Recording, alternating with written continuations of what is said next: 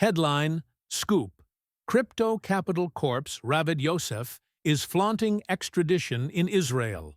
Published at 2:29 p.m., August 21, 2025.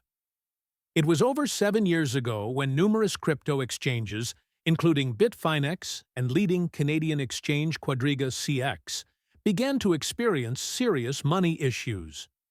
Crypto exchanges, in general, were suddenly being squeezed by their payment processor of last resort, the Panamanian shadow bank Crypto Capital Corp, and no one at the bank was answering calls. As hours turned into days, days into weeks, and weeks into months, it became clear. The people working at Crypto Capital Corp had decided to close up shop and quietly walk away with over $800 million. It wasn't long before the names of those involved with Crypto Capital Corp were public, and it turned out there were only 4 of them: Reginald Reggie Fowler, Ivan Manuel Molina Lee, and brother and sister duo Ozzy and Ravid Yosef. Soon, an indictment was filed in the Southern District of New York, and shortly thereafter, Fowler and Molina Lee were arrested. Fowler pled guilty and was ordered to pay almost $800 million in forfeitures and restitution and spend 75 months behind bars. Though as of this month, he's hoping to reduce that sentence. Molina Lee, a Panamanian Polish citizen, is locked up in a Polish prison. Unfinished business still sits with Oz and Ravid Yosef, who managed to escape U.S. and European custody by going on the run. Read more. Bitfinex wants restitution as victim of Crypto Capital Corp, a very public fugitive. Despite the fact that Ravid Yosef appeared to outwit U.S. and European law enforcement, she was very public with her whereabouts. The fugitive had globe-trotted her way to Israel and updated her Google reviews to prove as much. She took her profile private after this came to light. However, her very public and very bold flaunting of possible U.S. legal ramifications continued. Back in 2020, Yosef put in a trademark application for MB, a purchasable app that offered women a way to track when they were most likely to be able to conceive.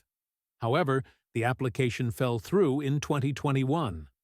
All this happened while she was under indictment for bank fraud, wire fraud, and operating an unlicensed money transmitter. According to the website, the app was available for purchase through 2023. A public trail. One of the common threads in Ravid's business life is her apparent obsession with the acronym TBD, to be determined. Indeed, her first U.S. business was called Love Life TBD, and the company ran a software app called Ravid TBD Ltd.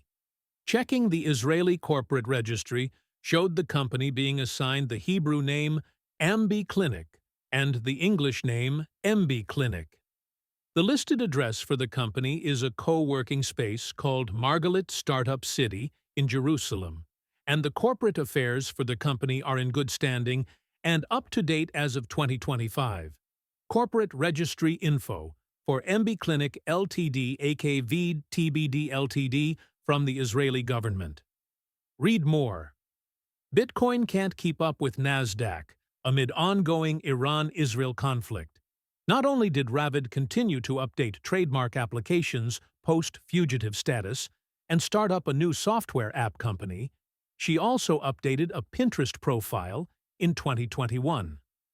Ravid used the site to find designs for decorations for a party. So now what for Ravid Yosef? While it's clear that Ravid Yosef relocated to Israel and continues to work there after being indicted in the U.S., what's less clear is what means for the U.S., Israel, Bitfinex, or Yosef herself. Catching the fugitive would be quite simple and easy for Israeli law enforcement, given that she's done very little to hide where she works and lives, but the willingness for Israeli law enforcement to apprehend a financial criminal who hasn't harmed other Israelis seems minimal.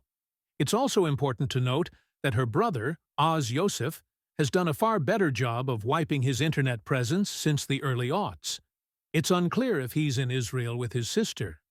The extradition policy between the U.S. and Israel allows Israel to ignore requests for extradition if it's believed the extradition is politically motivated or could involve the death penalty.